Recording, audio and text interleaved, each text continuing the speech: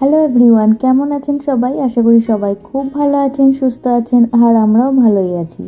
আর আমার নতুন একটি ব্লগে সবাইকে অনেক অনেক ওয়েলকাম।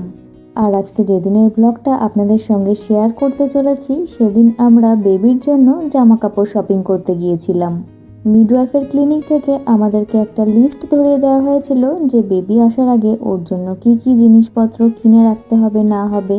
তার মধ্যে বড় সড়ো যে জিনিসপত্রগুলো ছিল, যেমন বেবি ক্রিম, ওয়ার্ড্রব, তারপরে ডাইপার চেঞ্জিং টেবিল, আর এছাড়াও স্ট্রলার, কার সিট, এগুলো তো কেনা হয়েই গেছে। কিছু জিনিস বাড়িতে অলরেডি চলে এসেছে, আর কিছু অনলাইনে অর্ডার দিয়ে ফেলেছি, সেগুলো এখনও আসা বাকি, চলে আসবে কিছুদিনের মধ্যে।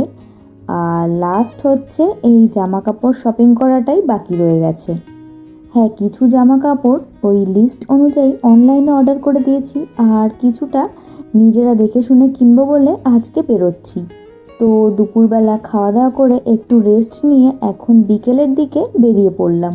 ও হ্যাঁ, অবশ্যই বাড়ি থেকে বেরোনোর আগে আমাদেরকে ওই যে একটা লিস্ট ধরে দেওয়া হয়েছিল মিডওয়াইফের ক্লিনিক থেকে, তো ওকে বললাম ওই লিস্টের একটা ফটো তুলে নিয়ে চলো, কারণ ওই লিস্ট অনুযায়ী আজকে সব মিলিয়ে মিলিয়ে কিনতে হবে। তো আমরা চলে এসেছি এখন আমাদের রিমিনি সেন্টারের শপিং স্ট্রিটে, আর এখানে শপিং করার জন্য প্রচুর দোকান রয়েছে। তো তার মধ্যে আমরা যাব হচ্ছে H&M-এ, কারণ এর আগে আমরা H&M থেকে বাচ্চাদের জামা কাপড় অনেকবার কিনেছি। ওই আমাদের বাড়িতে যে পুচকিটা এসে থাকে পৃথা, ওর জন্য আমরা তো এখান থেকেই জামা কাপড় কিনে থাকি। আর H&M-এর জামা কাপড়গুলো না বেশ সুন্দর সুন্দর হয়, স্টাইলিশ। আর বাচ্চাদের জামা কাপড়ের কালেকশন তো এখানে প্রচুর রয়েছে। তবে হ্যাঁ, নিউবর্ন বেবির জামা কাপড় কিনতে এর আগে কখনো আসিনি, এই ফার্স্ট টাইমই নিউবর্ন বেবির জন্য জামা কিনতে এলাম। তবে হ্যাঁ, H&M-এ তো বেবি গার্লদের জন্য প্রচুর ফ্যাশনেবল জামা কাপড় রয়েছে, তা নিয়ে কোনো সন্দেহ নেই। আর আমরা যেহেতু আজকে বেবি বয়ের জন্য শপিং করতে এসেছি, তো তার জন্য কতটা কি ফ্যাশনেবল জামা কাপড় রয়েছে তা তো আগে দেখিনি, কারণ এর আগে এখান থেকে যতবারই শপিং করেছি মেয়ে বাচ্চাদের জামা কাপড় যেই দিকটায় থাকে ওই দিকটাই যাওয়া হয়েছে, ছেলেদের দিকটায় অতটা যাওয়া হয়নি। তো চলুন ভেতরে যাই, ভেতরে গিয়েই না হয় দেখা যাক যে নিউবর্ন বেবি বয়দের জন্য এখানে কেমন কি জামা কাপড় রয়েছে। তো চলে এসেছি আমরা ভেতরে, আর বাচ্চাদের জামা কাপড়ের সেকশনটা যেহেতু দোতলায়, তো আমরা এখন লিফটে করে ওপরে চলে এলাম।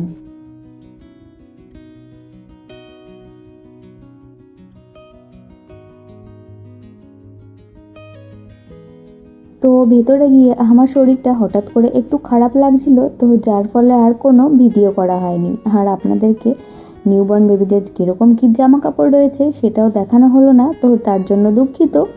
তো চলুন, আমাদের কেনাকাটা হয়ে গেছে আর বেরিয়েও পড়েছি। তো বাড়ি গিয়ে চলুন দেখাচ্ছি যে আমরা বেবি বয়ের জন্য কী কী জামা কাপড় কিনলাম। আর বাড়ি যাওয়ার আগে এখন আমরা চলে এসেছি এর পাশেই তিগোদা রয়েছে, এখান থেকে ওই লিস্ট মিলিয়ে মিলিয়ে বেবির জন্য কিছু diaper, baby wipes, maternity pad, এছাড়াও আরও অন্যান্য জিনিসপত্র কেনার ছিল, তো সেগুলো কিনে এখন বাড়িতে যাব। তো কেনাকাটা সব হয়ে গেছে আর আমরা বাড়িতেও চলে এসেছি। চলুন এবার এক এক করে দেখাই যে বেবির জন্য কি কি জামা কাপড় কিনলাম। খুব একটা বেশি জামা কাপড় কিনিনি, কারণ অনলাইনে অনেকগুলো জামা কাপড় অর্ডার করে দিয়েছি। আর লিস্টে যেহেতু বলা রয়েছে যে আমাদের বেবির জন্য 4 সেট রম্পার্স নয়তো বডি স্যুট নিতে হবে, তো রম্পার্স কয়েকটা অনলাইনে অর্ডার করে দিয়েছি, বডি স্যুট কেনা হয়নি। আর H&M-এ দেখলাম 3টে করে বডি স্যুটের এরকম সেট রয়েছে, তো ওখান থেকে এই 3টে সেট বডি স্যুট নিয়ে নিলাম।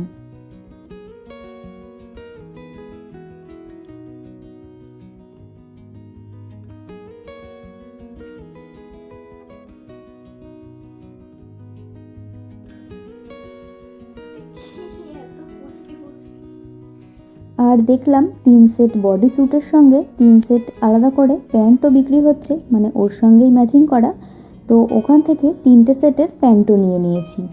এবার বলি নিউবর্ন বেবি বয় এবং বেবি গার্লের জামা কাপড়ের কালেকশান ওখানে কেমন ছিল। ভিডিও তো করে আনতে পারিনি, তাই জন্য মুখেই বলে দিই।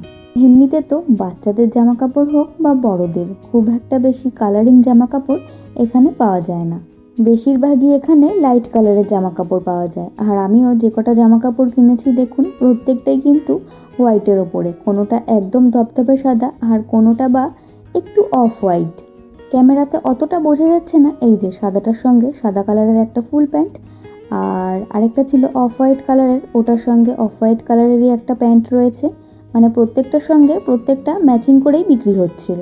আর নিউবর্ন বেবি বয় আর বেবি গার্লের জামা কাপড় কালারের দিক থেকে খুব একটা বেশি ডিফারেন্স ছিল না, সবগুলোরই প্রায় সেম কালার ছিল। তবে হ্যাঁ, বেবি গার্লদের জামা কাপড় খুব সুন্দর সুন্দর ডিজাইনের ছিল, যেগুলো কিনা আমরা বেবি বয়ে পাইনি। ছেলেদের আর কি ডিজাইন হয়ে থাকে বলুন।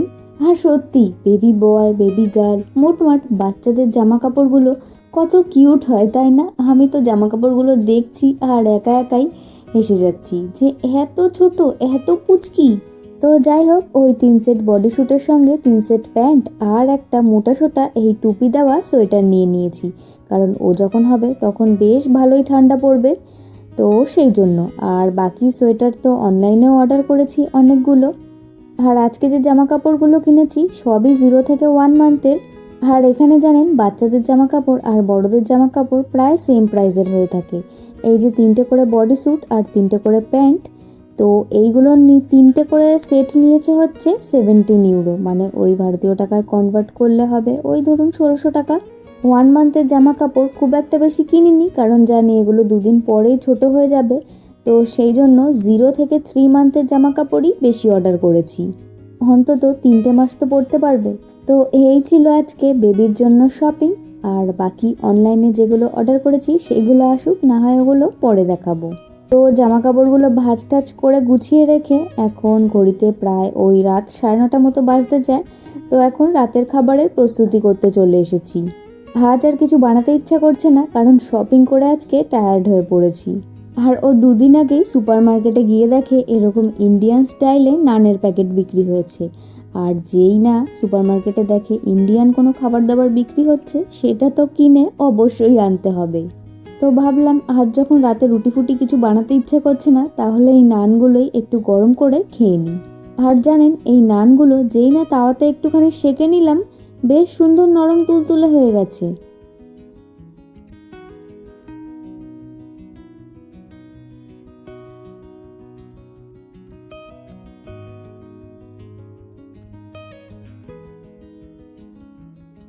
আর দুপুরে বানিয়েছিলাম হচ্ছে চিকেন কোফতা, তো ভেবেছিলাম শপিং করে এসে রাতে না হয় রুটি বানিয়ে নেব, কিন্তু শপিং করে এতই টায়ার্ড হয়ে গেছি আর রুটি বানাতে ইচ্ছা করছে না। আর ঘরে যেহেতু এই নানগুলো আনা ছিল, খাবো খাবো করে আর খাওয়া হয়নি, তো ভাবলাম এই চিকেন কোফতার সঙ্গে নানগুলো খেলে কেমন হয়। তো চলুন, ডিনারে আজকে এই ইন্ডিয়ান স্টাইল নান দিয়ে চিকেন কোফতাটা জমিয়ে খাওয়া যাবে। আর সাথে একটু স্যালাডের মধ্যে গোল গোল করে শসা কেটে নিলাম।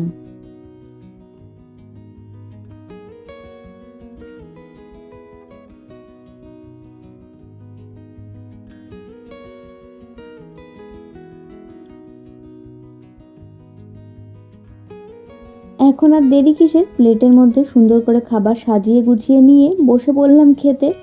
তো খেতে খেতে আজকের ব্লগটা তাহলে এখানেই শেষ করছি। ভিডিওটা ভালো লাগলে একটা লাইক শেয়ার সাবস্ক্রাইব করে আমার পাশে থাকার অনুরোধ রইল। দেখা হচ্ছে পরের ব্লগে, ততক্ষণ সবাই ভালো থাকবেন, সুস্থ থাকবেন, টাটা।